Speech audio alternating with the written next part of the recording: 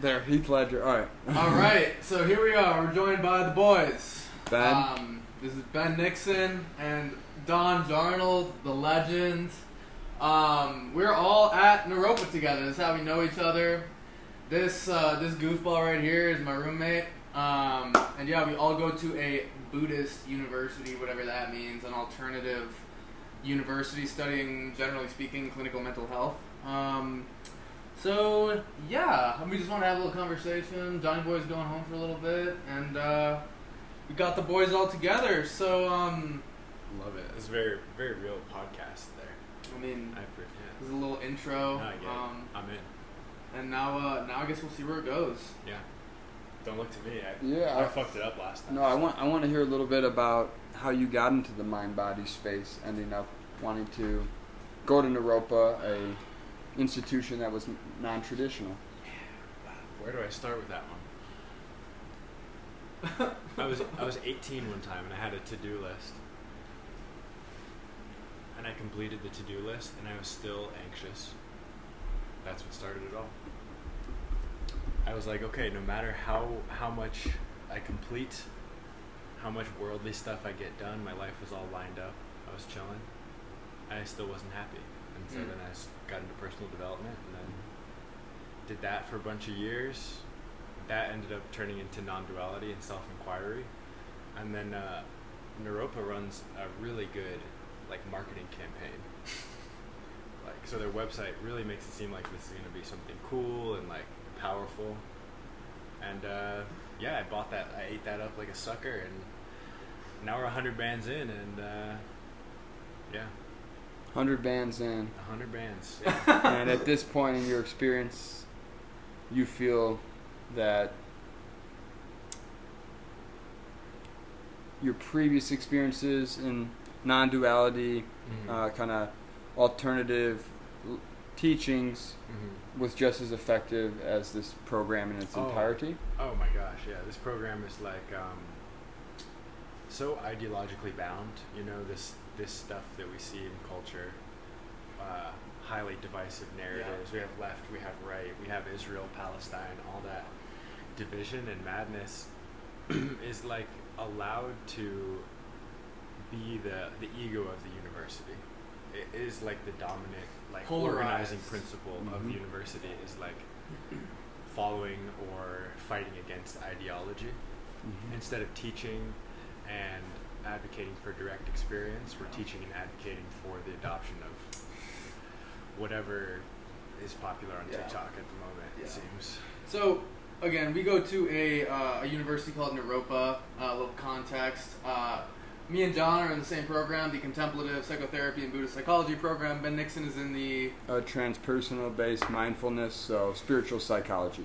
And so, I mean, we don't have to pick apart Naropa. Any institution has flaws and, benefits and drawbacks, all that.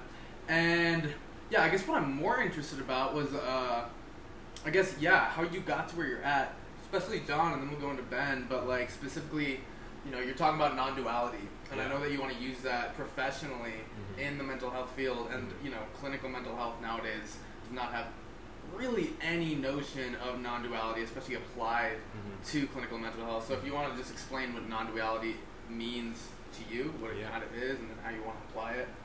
So that one came when I was 18, this phase that I mentioned before. I was also really into the question of free will. So do we have free will? And that was my main question for years. And where that question ends up taking you is to, what am I, basically? Yeah. So when you're asking, do I have free will, you have to then ask, what is the nature of the I that has a will or does not? And once you start doing that, it gets into metaphysics, and that gets into spirituality. And that's what led me to non-duality. And for me, I think wellness is underpinned by being in relationship to what is true. Effectiveness depends on us being in relationship to what is true. And if it's always already the case that the self is an illusion and that we are unitary consciousness or empty or free, then we're much better off we're much more effective if we're in alignment with that or aware of that.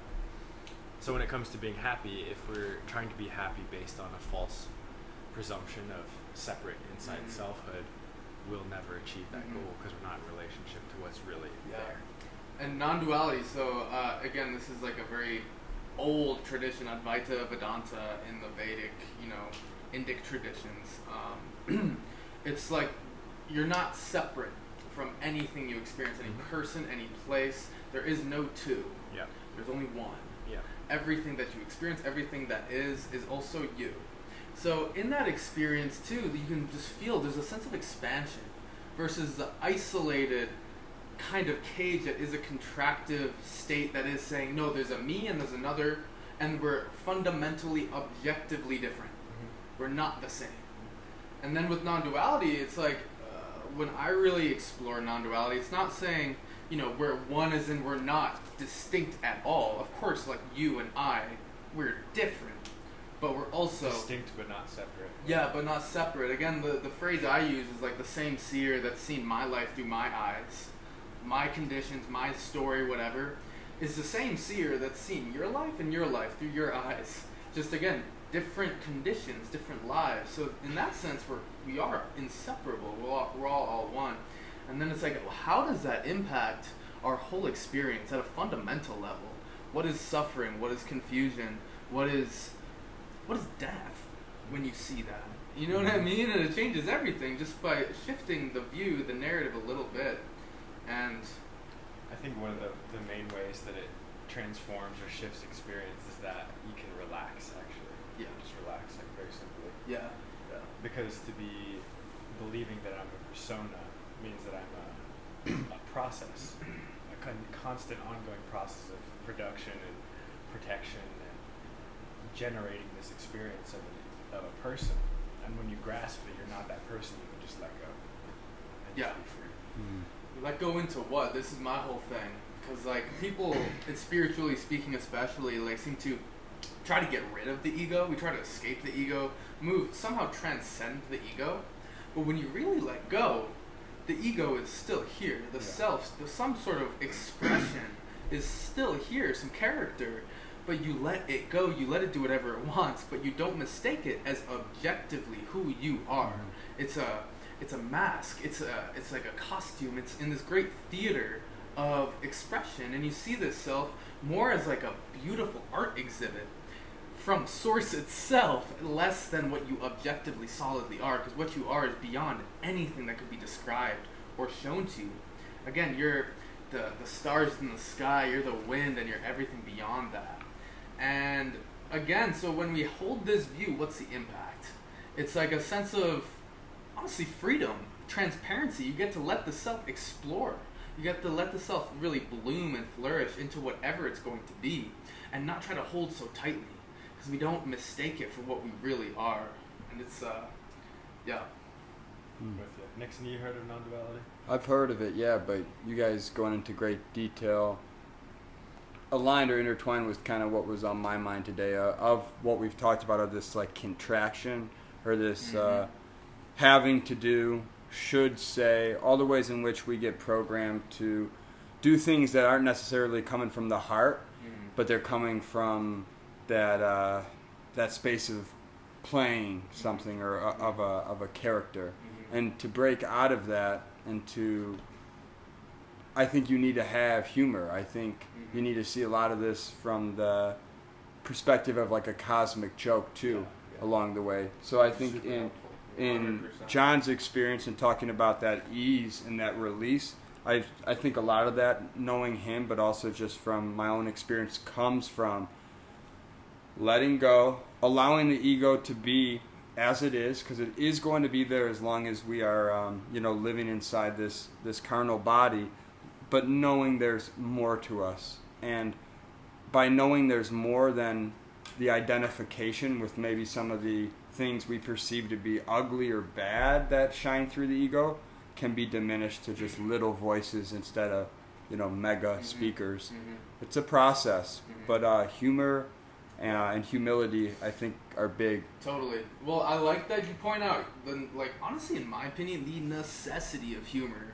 We get trapped in this belief that reality is inherently serious because things hurt sometimes, people die. It's like an inherently serious thing. And who says? Quite literally, who says? Only you can say that.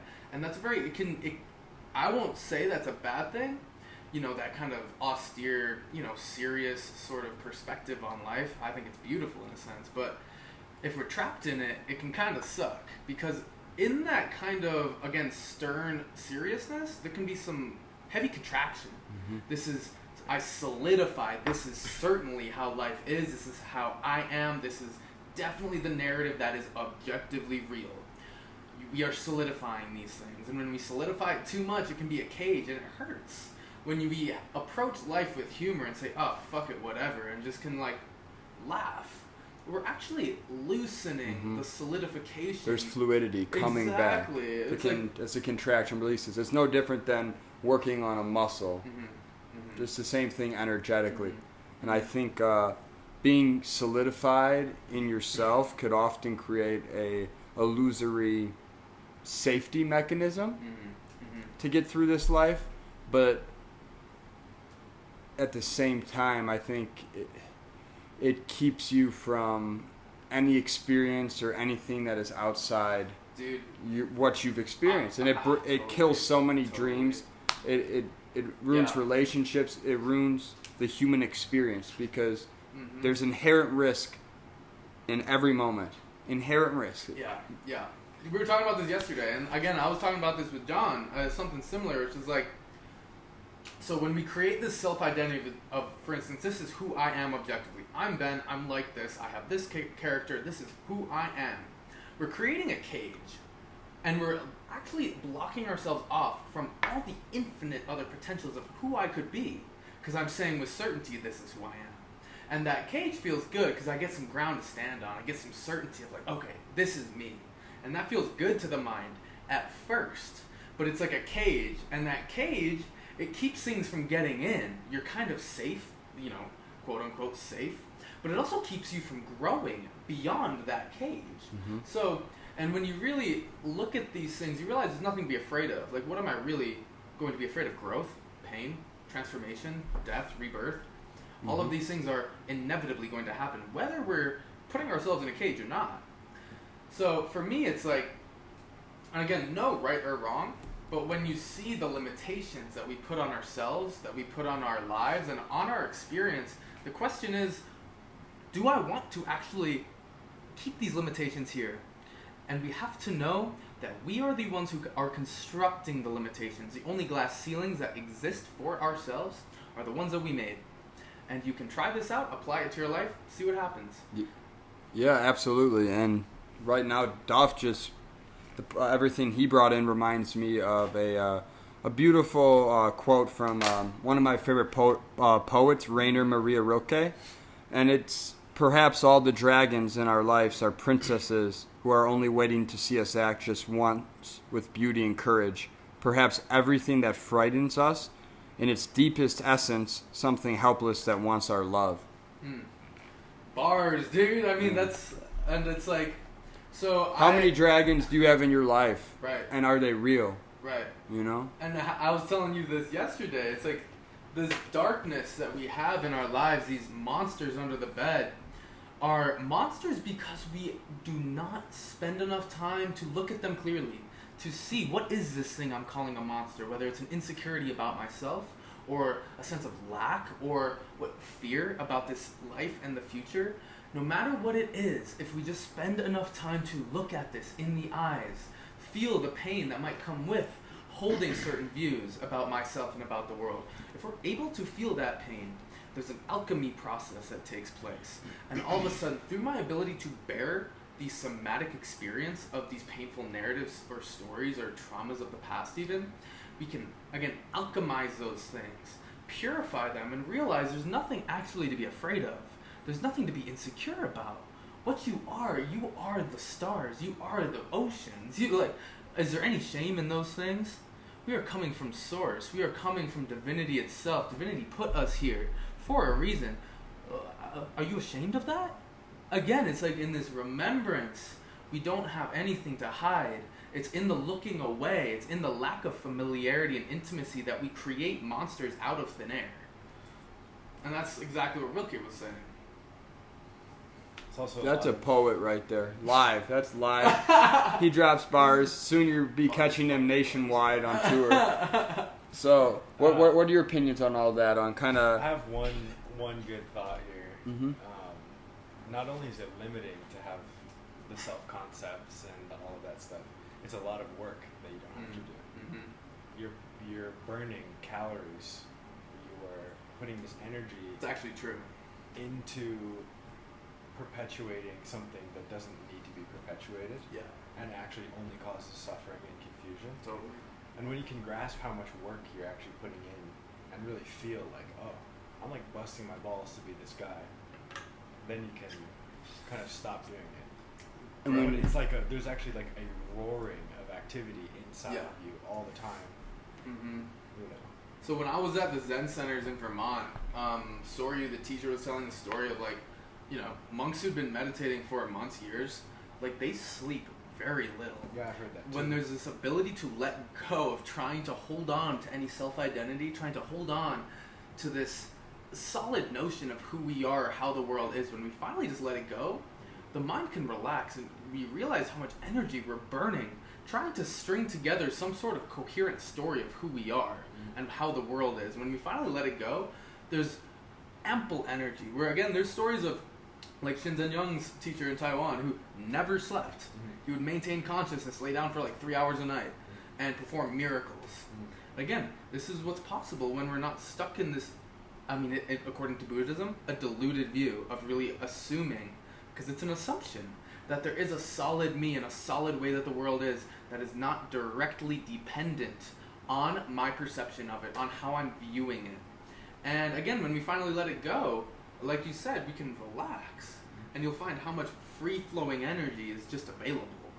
And intelligence. You're way smarter because you're not bound into the agenda of a very particular, insecure, fragile identity. And so intelligence, instead of being directed to this maintenance task, it's open and can flow in other directions. And it's amazing to see once you begin to understand this concept of all the energy that's being used up, and now, where am I gonna use it now? Yeah. For things that, well, everything's illusory, but for things that serve you and your future rather than worry and fear. Because my great grandpa, story goes, he said on his deathbed, 99% of the things that I ever worried about never came true. And he was an orphan, survived, lost his family in a fire, all these things, real devastation. But in the end, he found that life has a way of, even through the hardest lessons, of giving back and blooming flowers. Yeah. And like fear is such an interesting experience, and worry, and how in our culture today it gets amplified to such like crippling levels, where I think, what is the antithesis of, what is the cure to fear? You could say maybe something like courage, something like faith. What happened to faith in our culture? Interesting. There's a lack of faith in creation, in the flow of my life, in the trusting in this place itself, and a sudden rise in anxiety. Why? Because we think it's all in my hands. That is a very contracted view that so many that is a new view too. Basically, any animistic indigenous culture will not tell you it's only in your hands. Like, that's a very new Western globalized kind of perspective to hold. And what's the outcome? Anxiety, because it's all on me. And who is the me? Again, this very contracted notion of identity and who I am. It's like a feedback loop. And again, what happens, A, when we have faith in something bigger than ourselves, when we have a knowing that there is, A, something bigger than ourselves, and B, that we trust it. When we have done something like prayer to invoke these things into our lives, because these gods, they need us to give them attention and awareness, to make them real. Because again, we're constructing experience in our minds, and when we pray to a god, depending on how we're doing it, if your heart's in it legitimately, you're creating that god. And that God has power over you. You can talk to them and they can help you and they can impact your life. When you are giving them the power of belief, but they need that from you. And again, just what happens in your experience when we have faith versus no faith. Which world do you want to live in? Again, there's no real or unreal. When you see shunyata, the emptiness of all phenomena, we realize we are constructing experience. We're constructing the experience of gods, of deities. And I'm telling you, when you can talk to the wind, when you can talk to the stars and they talk back to you, you're creating a very real relationship. And all of a sudden it's not all on you. It's not. And there's, again, I'm just curious, what's the correlation between this very honestly, like, isolated experience that we're living in the modern world and these high levels of anxiety? And also, what about courage? What about people being willing to see fear? Hey, maybe this world ends in carnage. Maybe it ends in the bombs dropping. Maybe it ends in violent deaths of me and everything that I love, every person that I love. Seeing that and saying, okay, if that's how it's got to be, that's how it's got to be. And then we stand on our own feet, our own 2 feet, and we look that in the eyes, and we're cool with it. That's a part of being honest with life. It's a part of saying, hey, if creation has to flow in this direction, who am I to get in the way? Who do I think I am? And also, I know what I am. I know that I am the stars, the trees, the fucking super volcano. I am the bombs dropping. And in a sense, what's there to stop? And when you have that faith, how does it impact you right here, right now, in the present moment? There's a release. There's a knowing. It's okay. Again, relax. Almost everything you mentioned is the majority of fears, at least around mainstream media, things of that nature, violence, shootings, and the list goes on and on. So when we wonder where the belief or the hope, especially for the younger generation, is going, well, the day-to-day life is being corroded because you're not basing your experience off what you saw with your own 2 eyes, the grass you felt with your feet, you know, the table that you touched that was built by someone. We've lost appreciation for our senses, and we've given ourselves up to fear of what's next. And there's no flow there. I don't think there's any life there. Yeah. Well, it's like, again, just from what I'm hearing, it seems like the sense is very present. Fear is very future type. You know what I mean? Fear exists somewhere else. You know, it can exist right here and right now if there's a tiger right in front of me. But also, that fear is also, what's this tiger going to do to me? So it's still sort of in the future. You know what I mean? Even if the tiger is mauling me to death, you know, there's fear, but that's, maybe I'm going to die. In the present, there's probably just pain.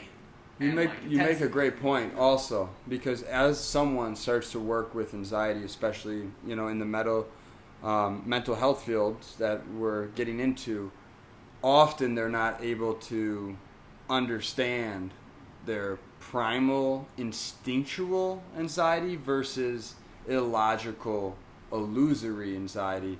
And often, especially in the way that Western society has been created, safety, stop signs, different ways, which are good. Like, there's so many ways that technology has saved and advanced lives. But with too much mass information comes more things to worry and fret on. And I feel like it's the basics that have the most lessons. The least pages have the most lessons. And let's, again, like in this culture today, it seems like we are clinging to life so tightly. Like, let's look at the medical system. They will put you on life support, do everything they can to save you while you're in maybe a very painful state, the end of your life. They're like, oh, let's just keep them alive. Let's just do it. They're for in the family's sake. Yeah, we don't want them to go. Because what's our relationship to death? We see it as such a dark, scary thing. Let these people go. It's part of the blooming of life.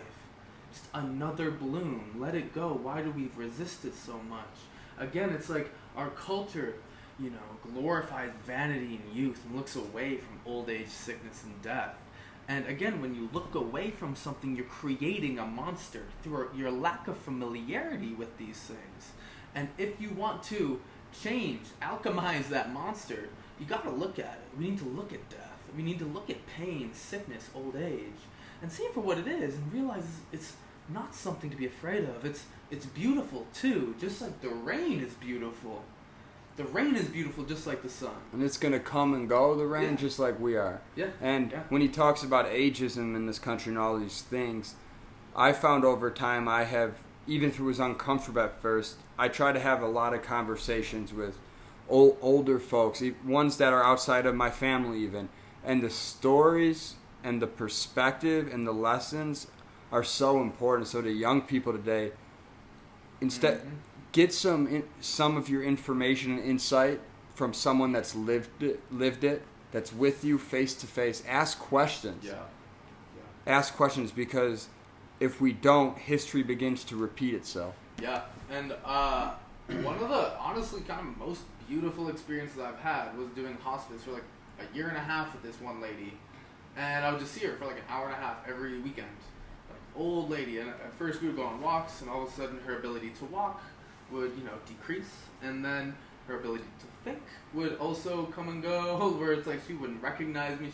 She'd know I was familiar. She'd be stoked to see me, but she'd be like, "Are you my nephew? Or how do you know me? Are you at the hospital?" Like, but we had a relationship, and to see again, beyond any sort of coherent sentence, she couldn't remember words. She couldn't follow what I was saying, but beyond even the logical mind to string together stories, narratives, sentences, there's that heart-to-heart resonance. To see that sparkle in somebody's eye, to see that real smile, regardless of the state of your mind, is transformational. And again, the wisdom that was coming through her, even with, the neurodegeneration, her ability to leave this world with grace. You could take my body, but you can't have my soul. Yeah. And at the end of the day, it's like a candle, the soul, but it never flickers out. Mm-hmm. And I think when we begin to separate our experiences somatically, artificially to the body, to the meat suit, which is a beautiful thing, and we should do everything in our power to prolong it. But at what point, when the body's degrading, when we talk about situations with families that are in comatosis, things of that nature, we must let life intervene.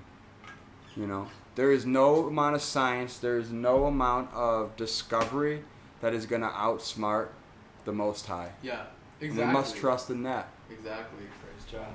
And it's like, again, trust beyond what we can comprehend.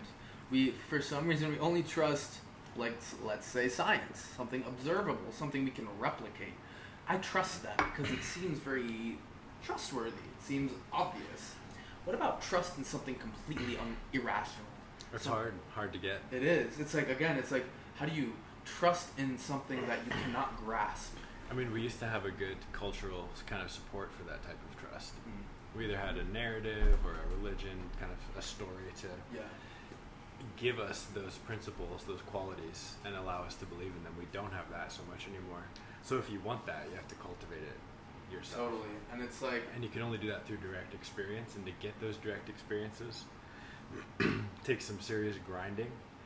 And you also have to go into, like, I've been using this term, like the Wild West of the mind. It's like you have to unhinge from external authorities, contemplate the nature of being, and that can be really scary, especially if you're using drugs to help you do that. Like, you can get so far out, and in that moment, it's like, fuck, I've never heard about this. I don't know if anyone else has experienced this type of thing before. But then you come back from it, and it's a useful experience, but hard earned, I'd say. To trust in the irrational, to trust in being itself is like very hard, very counterintuitive, because there's so much, it's so bad. Yeah. Really. This is a very dark place. And so to ask someone to trust it is like, the fuck you mean trust it? Yeah. I hated reality and God for a while when I was first starting. I was like, okay, I'm having these experiences of that this is profoundly intelligent. Cool, like that seems obvious to me now, like, but it's still so fucked up. Why would this intelligence do that? Right. You have to keep pushing Totally. Interesting. to be able to trust. So in that, what I'm hearing is like, like for instance, it's still so fucked up. As in, like again, like we were talking about with humor, how serious are we taking this life? How much are we reifying it? When I say reifying, to make real the experience of this thing right here, is objectively real. And when we reify things, we make the good and the bad so solid. And I just want to relate this to how you work with your mind, too. When you have good thoughts or bad thoughts, it's one thing to cling to the good and to push away the bad. It's another thing to let it flow. And again, to see it as transparent. See thought only as thought. See the images that are pleasant or unpleasant only as images. It's not real. It's not who you are. And you can take that view, for instance, how do you work with your mind and apply that to your whole experience of the world. Yes, it appears to be scary, bad, stressful, beautiful, all of it. But how real is any of it? In a sense, maybe it's a little bit more like a dream, where when you're in a dream, yes, it's very real in a sense. You're there until you wake up and you're like, oh, it was a dream. And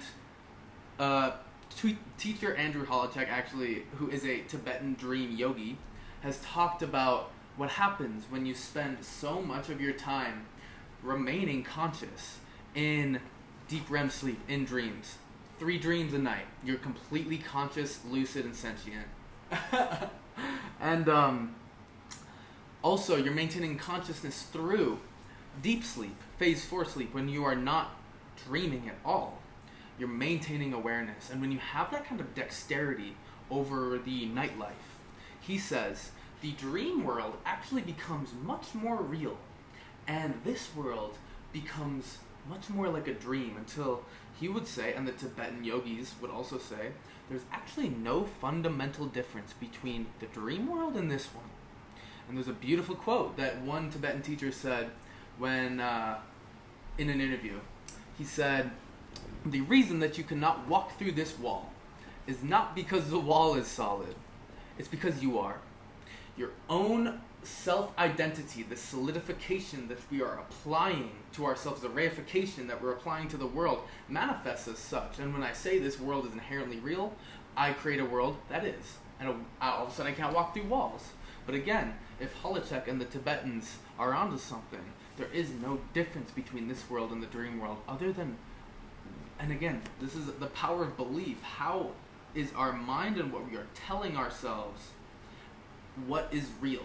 When we tell ourselves something is real and something isn't, maybe it actually becomes that. And how could we ever know? So I don't know, just trippy wanderings of the mind, but yeah, all based around imagination too, and where, you know, where do you want your mind to go? Where has your mind been? It's a long, strange trip, lucid experience or trip. This life is, but I think if you can begin to develop ways in which to reduce the suffering and reduce the, you know, the expended energy, as our boy here talked about, you're gonna have more room, space, and a vibrancy to get through this life, maybe a little bit less unscathed, but with a lot of knowledge. Maybe that the the kind of freedom from self is part of why we're doing this service path. Ooh. That's part of it for me, is like, oh, I'm not real, none of this is real. I'll never be happy through material things, so like, what do? Right. I'll just be helpful, I guess. That's the most logical Beautiful. thing to do. And as he says, I don't think there's anything that feels better. I mean, this is biblical, you know, to reaching out, to helping another, and you know, in this life, because of the, you know, capitalistic powers that be, it's still transactional to an extent. But of all the occupations and things you can do to make a living, I've found that you know, clinical counseling is one where you're able to see people at times that they won't reveal to anyone else. So it's a privilege, a responsibility, but it's also, I found, to be rewarding. Mm-hmm. Super fun. Mm-hmm. Heartbreaking, but in a productive way, Yeah. too. And then I have something about the trust thing we're talking about is you kind of have to get God. It's not that you trust that God won't fuck you over or won't break your heart. Right. Like, God is, you're gonna get fucked up. Yeah. For sure. So it's a different kind of trust where it's like, if you trust a friend, you trust that they're not going to fuck you up. Mm-hmm. When you're trusting God, what is it then? Because he is going to fuck you up. So maybe you're trusting that you're getting fucked up in a good way. Yeah. Or that it's for some greater end, Yeah. or whatever kind of spin you want to put on that. Mm-hmm. You're trusting that it was intelligently designed. Yeah. Actually. And That's a hard one. It is. And it's not, for me, it's like I'm not trusting because I have to. It's simply because it's so much more pleasant to trust. It's I'm like, with you on if that. I don't trust this is all happening for a reason, it's so fucking hard. If the apocalypse is happening, the bombs are dropping, and I'm just like, yep, this is it. And there's no meaning behind it. Oh, Jesus Christ, that's fucking raw. But then if I say, hey, I look up to the sky and I'm like, hey, thank you, I trust, I know there's a reason for this. Very different experience. I don't have faith because I'm, reifying it and like trusting this dogma.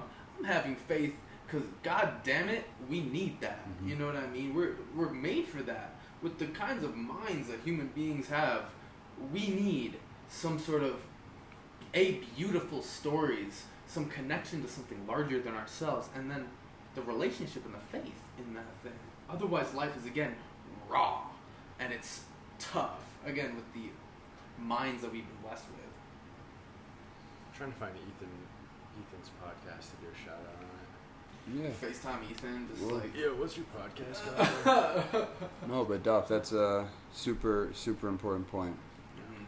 And I think it really comes down to nurturing who you really are and overcoming what you think you are. And it all begins with the simple question that John faced, that I faced, that Duff faced at some point. Whether you're looking in the mirror or some bad things happen, death, it's who am I? And when you ask that question, when it's really raw, when you're out of hope, out of faith, and you ask who yourself are, and you'll find a power, you'll find a source, I promise you. Just never give up.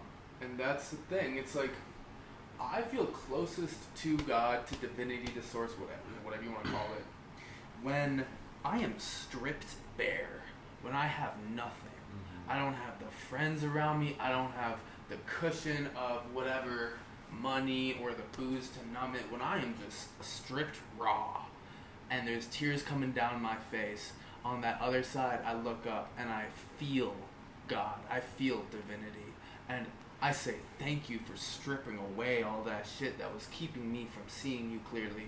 And again, I say thank you to that. Are those times difficult? Yeah, they have to be. You're getting stripped by God. And it's so beautiful, though. We have to let it happen. And again, what's the impact of when I am saying thank you for stripping me down to nothing, to realize what I really need and what bullshit I don't? Realizing I don't need any of it. Why? Because I got you. And it's God, it's source, it's creation, it's the beauty and majesty of this place. And again, sometimes we gotta have everything taken from us to remember that. To remember you never needed any of it.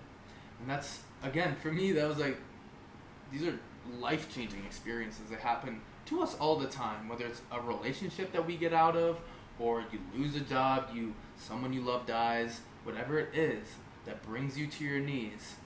Eventually, over time, you will realize, I didn't need those things. And yes, it's sad. Yes, there is grief. We need to honor that. But I still got the majesty of this place, of source of creation. And that's a fucking superpower. I'm telling you, when you realize that, no one can take that from you. And that shit starts to change your life. Yeah, and when that happens, I think often I found myself, I feel like a lot of people find themselves fixated on their losses, financially, relationship, all this. Well, once you take all those losses and you're stripped bare, and you find your source, you find your hope, I think that you then look towards victories more, even in the same situation, same path, same experience. I could say thank you, or I could roll further in the dirt and, curse at God. Mm-hmm. So if it's me at this point in my life with some of the things I've seen, man, I'm reaching for that higher power because I know I can't go at this alone. Yeah. I can't go at this alone, and you need brotherhood too. You need community, and a lot of people today are struggling to find that, but struggling is part of the beauty of this life. Amen. That struggle is an essential part of it. Mm-hmm. What's life without struggle? If we can just imagine for a second, what does it look like? I'm eating filet mignon and we're just having dope orgies. It's like a fat man who never gets his fill. Or like just, what the fuck, dude? You know? We need the lows in life to make the highs worth something. Life is all a relative experience. I need the rain to make the sun meaningful. I need the night to make the daytime mean something. And it's again, we need the relativity of the struggle, of pushing it, of pain. When you like the pain, and you start to incorporate it into the physical, right? Because internal pain could often be expressed and pushed through physical pain. So working out, doing things. It doesn't have to be working out. If something's hard or it sucks, but it could be of a benefit to you, that's when you know it's not just you. There is a source power telling you need to do this. If it's too easy, man, I don't want it. At this point in my life, now I'm not going to bring in any jokes around relationships or females, but let me put it this way. If it's too easy, I don't want it. I don't want it. The man Tupac said, and I get around, it's like, it might sound sleazy, but tease me, I don't want it if it's that easy. And it's a fact. Fact with anything, man. It's got to be hard. I need to work for that shit. That's why I love running up mountains. I love pushing my fucking body, because when you get to the top and you get that vista, you're like, damn. And it's all worth it, as opposed to, I just drive up to the top of Pikes Peak or some shit, and it's like, yeah, it's chill, let's go get a beer. You know what I mean? It's like, pushing the body makes it fucking different. It hits different, and that's the thing. Then do I even want to push away the hard times when I know the good times are on the way? And guess what? The degree of pleasantness, of bliss, of opening to that light is parallel to the degree of darkness I was experiencing. So, again, there's a sort of a beauty for this wheel of high and low, pain and dukkha, suffering, and then joy, bliss, love, connection. It's all got its place. And in that point, is there anything to escape? Or are we in nirvana, heaven on earth right now? If you could think of heaven, what would it be like? And knowing the necessity of relativity might look something like this. What would it be to you? This view of like struggle being positive is also can be a trap too, because you can be masochistic and you can be addicted to cycling through highs and lows, and you end up actually living a less effective life. That's such a vague term, but David Goggins, tortured by his David mind. Goggins, or let's see, in my personal experience, it's like, if I'm not like terrifying myself existentially or something, then I'm not making spiritual progress. Totally. That's living, important. Living life on those lines is you can just end up suffering and actually being less healthy, less intelligent, less loving. Well said. John came in here with a very important, like in all things, I believe usually extremism can be dangerous, and I do think if you watch any of Duff's shorts or his videos, though, he often preaches home after doing these physical feats and these different, more body type related workouts, fitness, yada yada. He always goes back to the stillness and the integration. And with John's point, I want to go back to that too. Yeah. A lot of those people that push it, they're all carnal, but they've forgotten their soul. Because if you can't sit down in the silence, I don't care if you could run the fastest mile in the world. I don't want that, man. I want like the aim of yoga classically was like to stop the fluctuations of mind. Totally. And that is a goal to keep in mind. Like everything, take it with a grain of salt. But like to become stabilized is something I think worth very aiming towards in some way. And I would say, and like I said, that's why I love having you guys here, because you can like question me. Because when I get on these rampages, like it's hard to I'm very blinders on. Yeah, exactly. It's just a train, and it's like dead ass facts, but also take this shit with a grain of salt, because like all of this is not objective fact. They can be useful views to hold at certain times, but like John said, we can easily get roped get roped into thinking, oh, because I'm in pain right now, this is a purification, this is necessary. And actually, is it? How much of our pain is linked to our own views, our own conceptions and narratives? And if we can just work with that, if we have that level of dexterity of mind to really change the narratives going on, the concepts that are constructing our experience, how much pain do we really experience, psychologically, spiritually, emotionally? And do I need to experience it? So again, take whatever I'm saying with a grain of salt. Yeah. I think there's beauty in all of it, but it's And what is pain? And can you have the same pain and change the relationship to the pain, and the pain feels different? Yeah, you can. That's a fact. I've experienced it myself. So it's really about the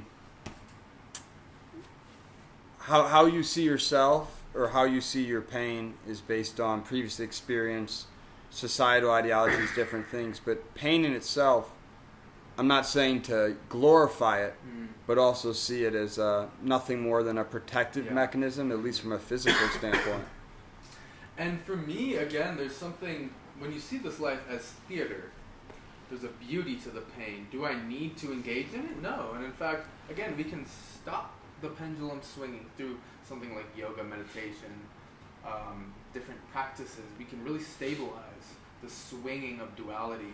But when you see this world as theater, less as anything reified, more as a dream, there's beautiful artistic qualities to pain, to even terror. Well, I have a question here. Yeah. Why, if you turn on the TV right now, boys, what's going to be the number one things on all these outlets? Murder, violence, things of that nature. You go to a museum, what painting eats at you the most? It's usually like a man and a woman, but there's the fleetingness to it. And I think as human beings, there's that human condition of sadness. Yeah. And you got to feel it, but don't wallop in it. Don't let it... Don't drown in it, but swim through. You know? Like, so when we have certain dexterity of mind, monks say this, and meditators say this. And I will say, in my life, I'm not gonna, I'm not a monk, but whatever that is. He's a monk. Yeah, right. But when you have a certain dexterity of mind, and you can really nip suffering in the bud, in a sense, and you don't amplify suffering in your life, everything becomes very still, very beautiful, very present, very grounded. But at the same time, you ask yourself, is this what I want? Do I want to stay in this very pure, clean place where it is very heavenly? It is very pleasant. There's not a lot of oscillations. Do I even want to stay here? Or do I want to taste the beauty and the richness of pain, terror, heartbreak? And again, if we are choosing to engage in the world in that sort of dualistic sense, engaging in all of the, maybe the dark gods of life, then we don't need to, but it can be useful to, again, see it with transparency. See these things as it's just experience, it's just image, as opposed to reifying it as objectively how it is. It's different. When you see the mind as thoughts, as mind, and you don't say what I'm thinking is me and what I'm thinking is objectively true. It's a very different experience. And when you see how you're constructing the experience of, say, heartbreak, through your assumption of, oh, I need this person, and what does this say about me and my self-worth, this very contracted self-identity, you realize you're constructing the experience of heartbreak. And also, you realize there's nothing wrong with that. And when you see how you're constructing very painful narratives, it's your choice to engage with them or not. And you can choose, oh, I can actually just see where I'm holding on, where I'm clinging, where I'm making assumptions, and just kind of chip away at this experience of suffering. Or I can choose to engage in it, not try to get rid of it. Choose to really feel the depth, the richness of the heart-wrenching pain, terror even in life. Maybe the bombs start dropping. Again, this apocalypse thing we got going. There's a beauty in that. There's a beauty in that, and when you see, again, when you're not really holding on to life or death, fuck it, let them drop. But again, so just seeing this life as theater is a very different experience, and you can start to engage in everything seeing the joy as theater too, the love as theater. You find the love of your life. See it as theater. See it as we're all actors here. Shakespeare has a quote like that. And we're all changing. Yeah. We're all the seasons, right? The winter's bone, fall, leaves fall. That's, to me, the rebuild. We're not as real as we make ourselves out to be. And there's nothing sad about that. I think often people feel like if they're not completely solidified and this life is meaningless and it's like hopeless and all these things, it's quite the opposite, actually. You begin to have access more to these things when you aren't just one thing. Yeah, exactly. You're exactly. everything. And it reminds me of this Shakespeare quote, which is, what is it? We are all actors. And then, I mean, it's a beautiful quote. I heard Alan Watts say it. It ends with, we are all actors. And we are the stuff dreams are made of. And this little life is rounded with a sleep. We are that which dreams are made of. Again, Shakespeare said that. And it's, It reminds me of two things. One, idealism, metaphysical idealism, which is like, I'm pretty bought into that, as you know. metaphysical idealism. So it's like the fundamental nature of being is mind or consciousness. So that's idealism. And then if we look at the world through the lens of idealism, it becomes like God's dream in the sense that when we dream, we can wake up the next morning and reflect on it and say, what's true of me such that I would have that dream? What is that dream trying to communicate about the workings of my psyche? In the same way, we can look at the events of this life, and when we're looking at it as God's dream, we can say, what's true about God such that this dream would be occurring? So we're like psychoanalyzing reality through a kind of dream interpretation perspective, where it's like, oh, this relationship happened. Why is God dreaming that? I think that's a really fun and very meaningful lens to look at it through. And it's interesting, again, like the deeper I get on the spiritual path, the question is less what is real and more what is useful. What's the impact of holding a certain view? Like, again, when I see everything as mind and this is God's dream, what's the impact of that? And when I'm not trying to prove it, I don't need to put it up in some scientific test to prove that this is God's dream. When I can just try on that view, what's the impact? And I think that the useful perspective is useful for sure, and it has to always be balanced with the pursuit of truth. But what is truth? What actually is? What is that? Is that separate from perception and conception of an individual? Probably yes. Perception is mediated through organs and interpretation. This is the so whole... that could never be what's there, but there is truth. I would say. Like something that's solid, unchanging? Is there anything in this universe that is solid and unchanging? No. Right. No. But so it appears to be true. But there's like the substance of that changingness, that process is there's something. I mean, it comes full circle back to non-duality. This again, so duality is there's a subject and an object. There's a me and a world. It's dual. Non-duality, subject and object become one. There is no experience as we know it in any non-dual state because you can't even really speak about it. It's just like it's merged. There's nothing there. Not even nothing. It's like a void. And this goes back to the whole notion of truth, the whole notion of reality. Is it beyond what we say that it is? If this is void right now, if this is non-dual, so anything that we're projecting through belief, narrative, observation, is it actually there? And if it's unchanging, then we're saying that there's something in this void that is almost other than void. Do you know what I'm saying? Not really. Okay. Well, I'm saying, basically... This reality, it unfolds in very particular ways, predictable ways, and it's made out of something. Are you sure?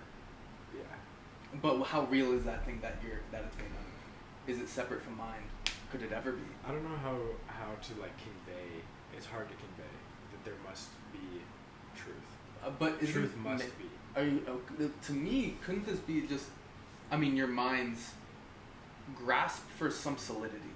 You're really grasping. There has to be a way. What if there wasn't? I think that's a possibility. That's a possibility. I'm not looking for something solid, but the question is, what is the nature of being? Yeah. Would you just give concession to the being has a nature? Not a way, not like a shape or a form to it or a meaning, but there is being. Like when you say nature, do you mean like a character, or like laws of like how it functions? Like, It's hard to use words because we're going into like absolute territory, and these words will always have a spatial referent or a material referent, but like the substance of being. Yeah. We are conscious, right? We cannot deny that we're conscious. Yeah. So this is where what's the nature of consciousness then? This is where I would point to dependent origination in Buddhism. Well, that's relative. Like, what's the context that dependent origination happens? Well, dependent origination is like, so again, this place is void. This place is non-dual. The experience, the illusion that there's anything other than void, that there is a subject and an object, is based on clinging. When you cling to something, you create something to cling to. I mean, it's based off clinging in the 12 links of dependent origination. You're doing a subject-object. Yeah, so exactly. What's the context that subject-object illusion occurs in? What's the substance of it? Would it be void? It's almost like a matrix. It's like there's nothing here except what you project into it. And it's like anything that you project has to be dualistic, because there's no experience as we know it. I mean, again, take everything I'm saying with a grain of salt, but as far as I know, I don't know how there can be experience when the subject and the object have become one. How, like, it's hard to even speak about it. So it's like, that's true. This it's is impossible. My brain just went. I know, dude, exactly. This is like, these are the dopest conversations, and I fucking thank you for bringing this shit up, because these are this is like fabric of existence type shit. And for me, like, again, this is why I point to Rob Berbea, this fucking incredible Dharma teacher who has expanded on even Buddhist notions of understanding of reality, dependent origination, how this all came to be. And that's what I lean on, really, is like, okay, the links of dependent origination, I use clinging, I forget all 12 of them, but you can't really point to one as, like, first. They're all dependent on each other. And when you cling, again, there's something, like name and form is one of the links, so there's some form that you're clinging to. And it's like, it all happens simultaneously. When there's that act of clinging, when there's that act of grasping, there's something with the name, with the form, and it's really there that appears because of the act. So it's again how the mind is constructing experience. And we could I don't want to get into it in this talk, but at some point getting into the 8 jhanas and the levels of, samadhi, of when the mind gets very relaxed and very still and is not fabricating an experience, what's left. And again, this is what Rob would point to, is like, again, what happens when you see what's left when the mind is fabricating, and you do approach those more, you could call non-dual states, a cessation of consciousness. That's like a whole nother talk, but that's like, again, when you see that consistently too, how real is this place? How real is any of it? And yeah, but again, all of these are like different angles almost, so it's like, yeah, fucking heady shit. I'm like, I feel like my mind is moving like 1,000,000 miles an hour right now. Oh. It's like, I think we got some interesting dialogue and a lot of stuff to build off. Banger content. We're gonna be here all year. So. I know. Well, again, so I'm Duff. These are the boys. This is Jarnold. Don Jarnold. Do you wanna give like the IG so people can find you, or like, or you wanna stay low key? Follow me, bnix on Instagram. bnix7. bnix7 on Instagram. That's mine, but it's cool. Yeah, you can follow me. I'll give you his phone number and home address. Social security number, credit cards. But y'all, thanks for watching, and we'll be back. Boys. Good talk. Good talk. Good talk. Do that. All right. Well, catch you next time. That's how she goes. That was dope. Just